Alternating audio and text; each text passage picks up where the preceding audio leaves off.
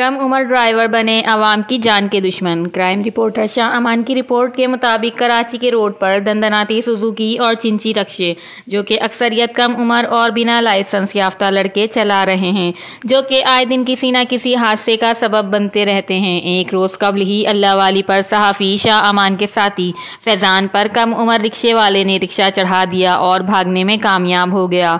हादसे के सबब फैज़ान काफ़ी ज़ख्मी हो गया, जिसको तिब्बी इमदाद के लिए अब्बासी अस्पताल ले जाना पड़ा।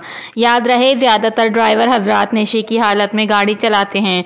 रक्षा माफिया ट्रैफिक पुलिस को भारी भत्ते की रकम देती है, जिसकी वजह से ट्रैफिक पुलिस ड्राइवर को रोकती नहीं।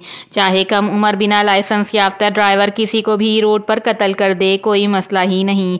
भत्ता ट्रैफिक पुलिस को दे दो और कत्ल माफ़ हो जाएगा। अवाम का मुतालबा है ऐसे भत्ताखोर और रिश्वतखोर ट्रैफिक पुलिस की काली भेड़ों को निकाला जाए और अवाम को तहफ़्फ़ुज़ फराहम किया जाए। क्राइम रिपोर्टर शाह अमान, CCN न्यूज़, कराची।